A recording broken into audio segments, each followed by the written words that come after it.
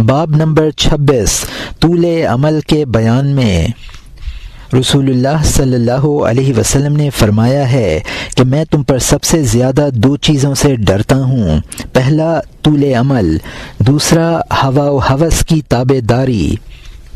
طول عمل یعنی کثرت خواہش سے تو آخرت بھول جاتی ہے، اور ہوا و ہوس کی اطاعت حق سے باز رکھتی ہے۔ رسول اللہ صلی اللہ علیہ وسلم نے فرمایا ہے کہ جو شخص دنیا پر مر مٹا ہو اور رات و دن اس کی حرص میں پھنسا ہوا ہو اور مال و دنیا میں بخیل ہو، وہ تین آفتوں میں مبتلا رہتا ہے۔ وہ ایسی تنگ دستی میں مبتلا ہوتا ہے جس کے بعد کوئی دولت مندی نہیں ہے، اور ایسے اشغال میں مصروف ہوتا ہے کہ اس سے کبھی فراغت نہیں پاتا، اور ایسے غم و ہم میں مبتلا ہوتا ہے کہ جس میں ذرا راحت و آرام کا منہ نہیں دیکھتا۔ ابو درداء رضی اللہ عنہ سے روایت ہے کہ رسول اللہ صلی اللہ علیہ وسلم نے اہل حمص، جو کہ ایک گاؤں کا نام ہے، سے کہا کہ کیا تم حیا نہیں کرتے کہ وہ چیزیں یعنی عمارتیں بناتے ہو جس میں تم نہیں رہو گے، اور وہ چیزیں چاہتے ہو جس کی تمہیں ضرورت نہیں ہے، اور وہ چیز جمع کرتے ہو جس کو تم نہیں کھاؤ گے۔ جو لوگ تم سے پہلے تھے انہوں نے مضبوط و مستحکم مکانات بنائے اور بہت سے مال جمع کیے اور دور دور تک ہاتھ پاؤں پھیلائے، بس ان کے مکانات قبریں ہو گئیں، اور ان کے اعمال و امیدیں ضائع ہو گئیں، اور ان کے اموال تباہ و برباد ہو گئے۔ حضرت علی رضی اللہ عنہ نے حضرت عمر رضی اللہ عنہ کو کہا کہ اگر تو اپنے دوست یعنی اللہ کو ملنا چاہتا ہے تو اپنی قمیص کو دھجی لگا اور اپنی جوتی ارزاں بنوا اور اپنی خواہشات کو کم کر اور سیر ہو کر نہ کھا۔ حضرت آدم علیہ السلام نے اپنے بیٹے شیت کو 5 چیزوں کی وصیت کی اور کہا کہ اپنی اولاد کو یہی باتیں سکھلا دینا۔ اول یہ کہ دنیا کی لذات پر اعتبار نہ کرنا کہ میں نے جنت پر بھروسہ کیا تھا اور خیال تھا کہ ہمیشہ اسی میں لطف اٹھاؤں گا، مگر اللہ نے مجھے اس سے نکال دیا۔ دوسرا یہ کہ اپنی عورتوں کی خواہشات پر نہ چلیں کہ میں نے اپنی عورت کی رائے پر عمل کیا اور درخت ممنوع کو کھا لیا اور پشیمان و سرگرداں ہوا۔ تیسرا یہ کہ جو کام کریں اس کے انجام کو دیکھ لیں، کیونکہ میں اگر عاقبت و انجام کو دیکھ لیتا تو مجھے وہ مصیبت و ذلت اٹھانی نہ پڑتی۔ چوتھا یہ کہ جب تمہارا نفس کسی چیز کی خواہش کرے تو اس سے پرہیز کرنا، کیونکہ جب میں نے درخت کا پھل کھایا تو ندامت و حسرت کا خمیازہ اٹھایا۔ پانچواں یہ کہ ہر ایک کام میں عقل مندوں سے مشورہ کر لیا کرو، کیونکہ میں اگر فرشتوں سے مشورہ کر لیتا تو یہ دن دیکھنا نصیب نہ ہوتا۔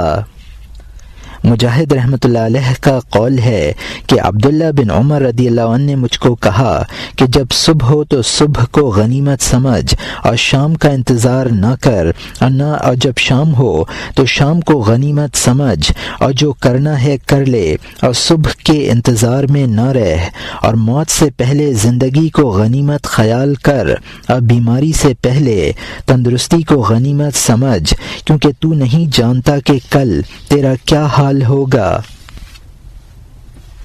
رسول اللہ صلی اللہ علیہ وسلم نے اپنے اصحاب رضی اللہ عنہم سے کہا، کیا تم سب جنت میں داخل ہونا چاہتے ہو؟ سب نے کہا ہاں۔ فرمایا، خواہشات و تعلقات کو کم کرو اور اللہ سے حیا کرو۔ انہوں نے کہا، یا رسول اللہ صلی اللہ علیہ وسلم، ہم تو سب خدا سے حیا کرتے ہیں۔ فرمایا، یہ حیا نہیں ہے بلکہ اللہ سے حیا کرنے کے یہ معنی ہیں کہ قبروں اور ان کی بوسیدگی کو یاد کرو اور خیال رکھو کہ تم نے پیٹ میں کیا داخل کیا ہے یعنی حلال یا حرام، اور سر میں کیا جمع کیا ہے یعنی خیالات نیک یا بد۔ بس جو شخص چاہے کہ آخرت میں اس کی عزت ہو تو وہ دنیا کی زیب و زینت کو چھوڑ دے۔ یہ ہے خدا سے حیا کرنا، اور اسی سے انسان خدا کا دوست بنتا ہے۔ رسول اللہ صلی اللہ علیہ وسلم نے فرمایا ہے کہ پہلے میری امت زہد و یقین سے بہتری اور بہبودگی کے درجے کو پہنچے گی اور پھر بخل اور خواہشات سے ذلیل و ہلاک ہو جائے گی۔ ام منظر سے روایت ہے کہ ایک دفعہ رسول اللہ صلی اللہ علیہ وسلم نے لوگوں سے کہا، اے لوگو، کیا تم اللہ سے حیا نہیں کرتے؟ انہوں نے کہا، یا رسول اللہ صلی اللہ علیہ وسلم، یہ کیا بات ہے؟ فرمایا کہ تم وہ چیز جمع کرتے ہو جو کھاتے نہیں ہو، اور وہ خواہشات پیدا کرتے ہو جس کو حاصل نہیں کر سکتے، اور بناتے ہو وہ چیزیں جس میں ہمیشہ نہ رہو گے۔ ابو سعید خدری رضی اللہ عنہ سے روایت ہے کہ اسامہ بن زید نے زید بن ثابت سے ایک لونڈی 100 دینار کو ایک مہینے کے وعدے پر خرید کی۔ جب رسول اللہ صلی اللہ علیہ وسلم نے سنا تو فرمایا کہ اسامہ بڑی لمبی لمبی امیدیں رکھتا ہے، اور میں بخدا ایک دم کا بھی اعتبار نہیں کرتا، مجھے ایک آنکھ اٹھانے کے بعد دوسری آنکھ اٹھانے کی بھی امید نہیں ہوتی، شاید کہ اس وقت اجل آ جائے، مجھے منہ میں ایک لقمہ ڈالنے کے بعد دوسرے لقمے کا اعتبار نہیں ہوتا، ممکن ہے کہ موت کا پیغام آ جائے۔ پھر فرمایا، اے آدم کے بیٹو، اگر تم عقل مند ہو تو اپنے آپ کو ہمیشہ موت کے واسطے تیار رکھو، اور بخدا تم آنے والی چیز یعنی موت کا وعدہ دیے گئے ہو اور تم اس سے بچ نہیں سکتے۔ حضرت ابن عباس رضی اللہ عنہ سے روایت ہے کہ اگر نماز کی آمد کے وقت رسول اللہ صلی اللہ علیہ وسلم سے پانی گر جاتا تو جھٹ مٹی سے مسح کر لیتے۔ میں کہتا، یا رسول اللہ صلی اللہ علیہ وسلم، پانی آپ کے نزدیک ہے۔ فرماتے، کیا معلوم میں وہاں تک پہنچ سکوں یا نہ، یعنی آپ صلی اللہ علیہ وسلم کو ہر وقت موت یاد رہتی تھی۔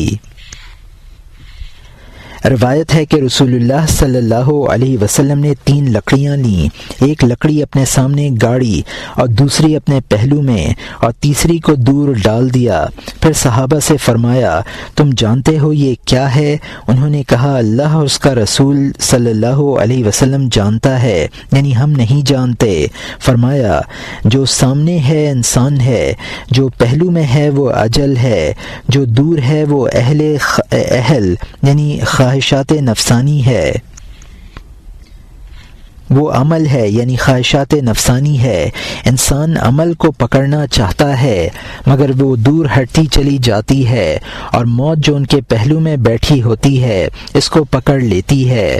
خلاصہ یہ ہے کہ خواہشات دنیاوی تو کبھی ختم نہیں ہوتی اور موت آ جاتی ہے۔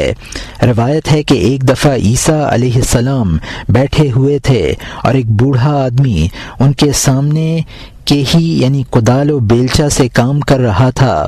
عیسیٰ علیہ السلام نے کہا، یا الہی، اس بوڑھے کی خواہش نفسانی کو دور کر۔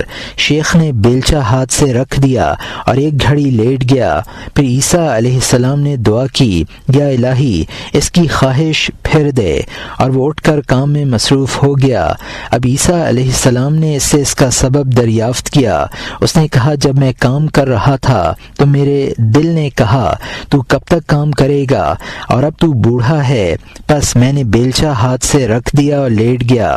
پھر میرے دل نے کہا، بخدا جب تک تو جیتا ہے تیرے واسطے کام کرنا ضروری ہے، بس میں کدال لے کر اٹھ کھڑا ہوا۔